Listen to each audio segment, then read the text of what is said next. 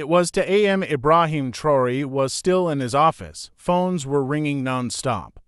The central bank president, economy minister, and several advisors were in an emergency meeting. Terrible news flashed on the screen. French banks halt money transfers to Burkina Faso. IMF suspends loan payments. CFA franc being withdrawn from market. The country's economic collapse could begin within hours. Traoré slammed his fist on the table. This is how they've controlled us for years. Even our money isn't our own. Then he turned to his team and laid out a plan so bold that everyone stared in disbelief. "We can't do this," said the finance minister. "Nobody has ever done it," Traoré smiled. "Then we'll be the first." The tension in the presidential palace's meeting room was palpable.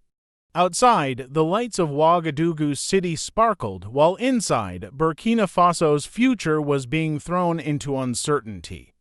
Ibrahim Traoré walked to the window, hands clasped behind his back, looking out with thoughtful eyes. "How much reserves do we have?" he asked, without turning from the city. Dr. Amina Konate, the central bank president, looked at her file. "Officially for $100 million, but most of it is held in accounts in Paris. We can access it now." "And gold?" asked Traoré.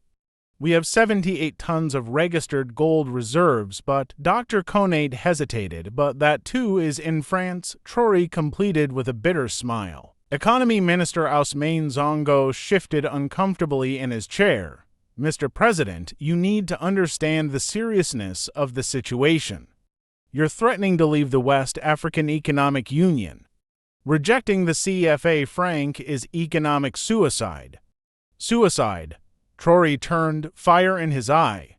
"Or liberation? Tell me, Sonko, how can we be an independent country when we can't even print our own money?" "The CFA franc, the last chain of colonization," Sonko spread his hand. "All of Africa uses this system. Mali, Niger, Senegal, all of them? And all of them remain perpetually poor," said Traoré, approaching the table. "Do you know why? Because every time we print a banknote, we have to deposit dollars to the meeting room fell into silence. Everyone knew Traoré was right, but there seemed to be no alternative. For 70 years, West African countries had used the CFA franc, the French colonial monetary system. Independence was just a piece of paper. Real power remained in Paris. Dr. Konate took a deep breath. "Mr. President, we all know you're right, but practically, what can we do? We don't have the infrastructure to create our own currency, no printing presses. And if people start withdrawing money from banks tomorrow morning," Traoré placed a file on the table. "That's why I've been secretly planning this for the last 3 months. The advisors looked at the file in surprise. "Operation Sankara," said Traoré. "Thomas Sankara's unfinished dream, financial independence." When he opened the file, everyone in the room gasped. Inside were detailed plans for a new currency to replace the CFA franc, the Burkina gold. "This is impossible," stammered the finance minister. "Our foreign exchange reserves aren't sufficient." Without international recognition, Traoré smiled and pulled a small, shiny disc from his pocket. It was a gold-colored coin with a baobab tree on one side and the country's map on the other. "Prototype of the Burkina gold," he said. "Made from 100% domestic gold. Extracted from our own mines, processed on our own soil." But Dr. Konate searched for words. "Foreign companies control our mines. They monitor our gold exports." Traoré's eyes gleamed. "Not anymore." But the economy minister jumped to his feet. "You nationalized the gold mines. When?" "Officially tomorrow morning," said Traoré calmly. "But the operation began 3 hours ago. The army is now taking control of all mine. French and American company executives are being politely escorted to the border." Those in the room looked at each other in astonishment. The move was bold, dangerous, but also clever. "What about boycotts, sanctions?" asked Dr. Konate. "The West will do everything to crush us."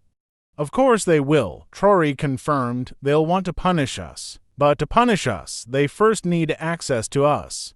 And this is where the second phase comes in. He pressed a button and a world map appeared on the screen. Certain countries were marked: Russia, China, Iran, Turkey, India, Brazil.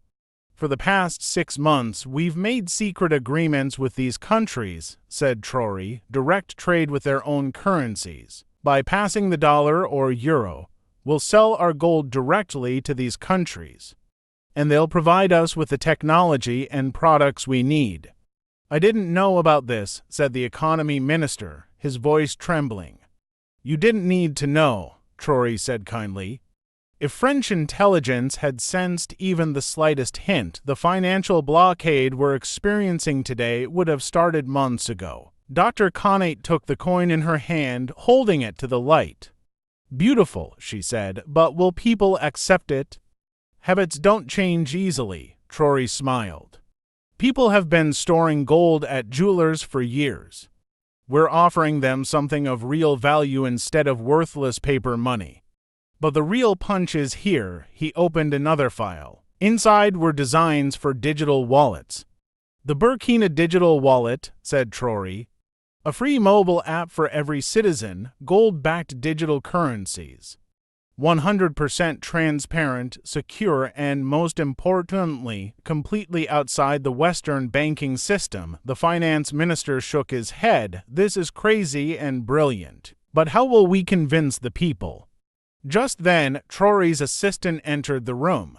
Mr. President, the connection is ready. Traoré turned to his team. Convince the people. Let me show you. The large screen came on.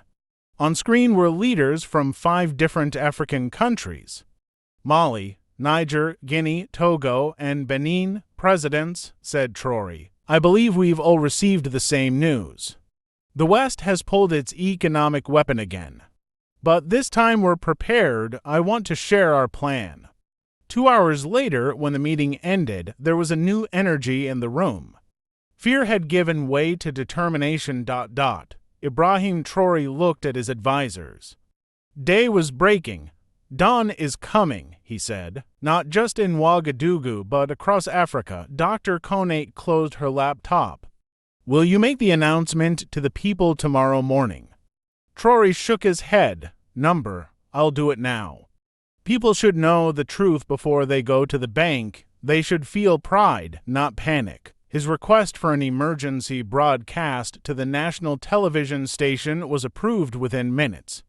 As the team prepared, Traoré examined the prototype in his hand one last time. The gold coin gleamed under the morning sun. Thomas Sankara, he whispered, as if addressing the ghost of the revolutionary leader. Today we complete your unfinished work. At 6:30 a.m., as the people of Burkina Faso were preparing their breakfasts, they were surprised to see President Traoré on their televisions. He stood in his military uniform, calm but determined. People of Burkina Faso, he began. I appear before you in these early hours to make an important announcement. Last night, French banks and Western financial institutions launched an economic war against our country. They cut off our access to our money. They stopped transfers. They canceled loans. In homes, cafes, and on street screens, people looked at each other with concern. You know why they did this, Traoré continued. Because we want our independence, because we demand control of our resources. Because we say that Burkina Faso belongs to the Burkina Bay. The camera zoomed in on the gold coin he held in his hand. From today, we stop using the colonial currency, the CFA franc.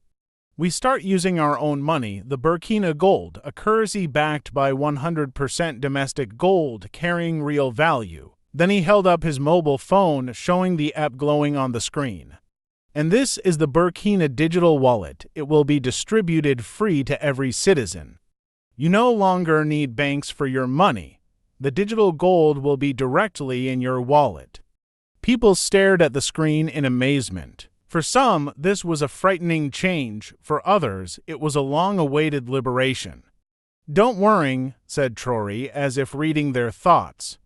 All the money in your CFA franc accounts will be converted to Burkina gold at twice the value. No one will lose. Everyone will gain. After this sentence, across the country, small cries of joy and whispered questions could be heard. But most importantly, Traoré continued, we will be the ones controlling our money. We will be the ones determining our destiny, and we are not doing this alone. The screen split, and next to him appeared the faces of other West African leaders. They all conveyed the same message. Mali, Niger, Guinea, Togo, and Benin, all leaving the CFA franc system on the same day, at the same time, and switching to their own gold-backed currency. This is not a revolution, it's an evolution, said Traoré. The final link in our independence, now we are truly free. When the speech ended, something extraordinary began happening in the streets. Instead of rushing to banks in panic, people were discussing the Burkina digital wallet app they had started downloading on their phones. It was simple to use, sleek, and most importantly, it belonged to them. But the biggest surprise was yet to come. In Paris, at 7:45 a.m., the French central bank was in an emergency meeting. The executive responsible for the Africa desk was looking at the data on the screen in horror. 6 countries left the system simultaneously, he said, trembling. This is a coordinated move. And what's more? What more? Asked the bank president impatiently. The digital wallets have been downloaded millions of times in just a few hours. People are accepting this. There's no run on the banks. The president reached for his phone. I need to call the Ministry of Finance. We must start sanctions immediately. The ministry is already calling, said the assistant, extending the phone. The voice on the phone was panicked. The mines are gone. Energy agreements cancelled. Permissions for military bases revoked. All of West Africa is slipping out of our control. In Ouagadougou, Ibrahim Traoré sat in his office monitoring international reactions. As expected, Western media was drawing doomsday scenarios. Economic collapse begins in Africa. West African countries commit suicide. Traoré condemns his people to starvation, but on the other hand, unexpected messages of support were coming in. Russia, China, India, Turkey, Brazil, South Africa, all with congratulations, offers of cooperation, and promises to recognize their gold-backed currency. Dr. Conate entered the room, excited. You won't believe it, Mr. President. 4 million people have downloaded the app. That's nearly a fifth of our population, Traoré smiled. People have tasted freedom, Conate. There's no going back now, and what's more, Dr. Conate continued, there are thousands of downloads from other African countries too. Ghana, Congo, Senegal, everyone is talking about this. A week later, Ibrahim Traoré stood in a small village square. Villagers had gathered around him. An elderly farmer was looking at the phone in his hand.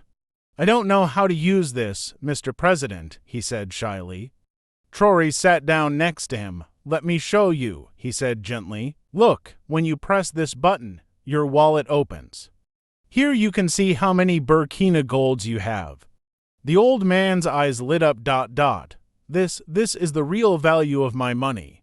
Yes, father, said Traoré, and no one can take it from you.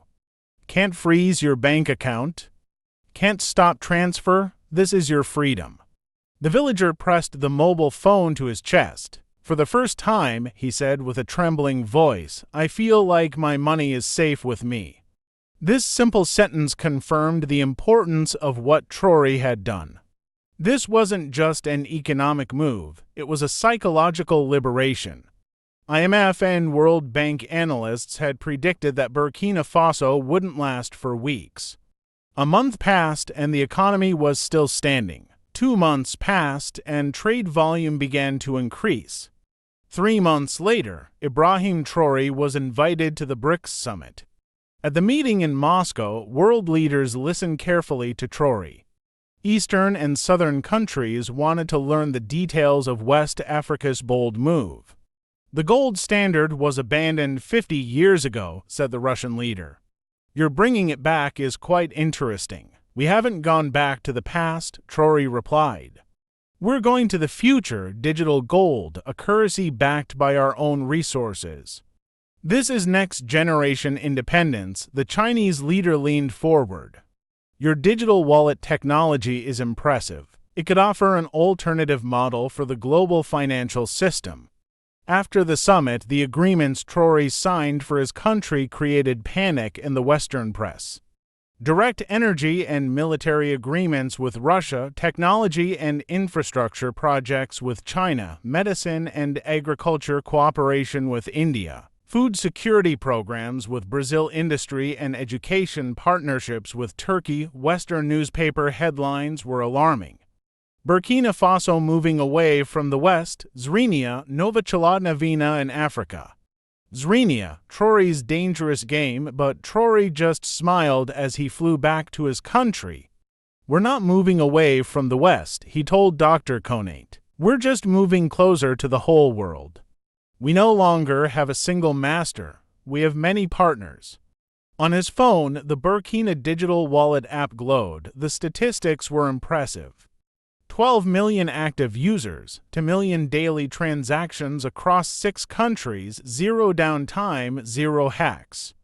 6 months passed, West Africa's gold-backed currency evolved into the African gold. 14 African countries joined the system. The old colonial currency, the CFA franc, faded into the pages of history. Ibrahim Traoré was now seen not just as a country leader but as a pioneer of a continental movement. One morning, at the opening of the new Central Bank of Burkina Faso building, Traoré stood at the podium. Behind magnificent gold-plated doors, the country's gold reserves, reclaimed from the West, were securely stored. Today, we're not just opening a building, he told the crowd, we're opening a new page in our history. Once our gold was kept in foreign vaults, now it's here, on our own soil, under our own control. As the crowd applauded, a woman in the back rows was crying. She was Thomas Sankara's wife, the widow of Burkina Faso's revolutionary leader. The visionary killed in a coup in 1987. He would have loved to see this, she said, shaking Traoré's hand. Financial independence was his greatest dream. We're bringing his vision to life, said Traoré. But the only reason we can do this is because of the seeds he planted. Outside the city, at the newly established Burkina Technology Center, young engineers were working. They were developing a new version of the digital wallet app, empowered with blockchain technology, energy efficient, and most importantly, entirely designed and coded by Africans. Burkina Faso had not just created a currency, it had built an ecosystem, from mining to refining, from digital technology to security. The entire system was designed by Africans for Africans. The IMF president was speaking in front of cameras with a forced smile. Our dialogues with Burkina Faso and its allies continue. We are examining their new currency system. Translation, we can no longer stop them. We have to deal with them. The French president had embarked on an Africa tour. He was promising a new beginning to countries that were once his colonies. But no one believed the old stories anymore. At a press conference, an African journalist asked, "How do you assess West African countries' transition to gold-backed currency?" "We respect their independent decisions," said the French leader with a tense expression, "but I'd like to warn about the risks." His words were cut off by laughter in the room. A year later, Ibrahim Traoré was once again on the international stage, this time at the United Nations General Assembly podium. His speech was short but powerful. A year ago, 6 countries took a bold step. Today, 22 African countries use the United African Gold. Our inflation rate has dropped. Our trade volume has increased. Our technological investments have tripled. Western delegates shifted uncomfortably. They told us we couldn't do it. They told us we would collapse. They told us we would starve. Traoré smiled, but we didn't tell them anything. We just did it. Unending applause filled the entire hall. An African country had freed itself from centuries of economic bondage, and this was just the beginning.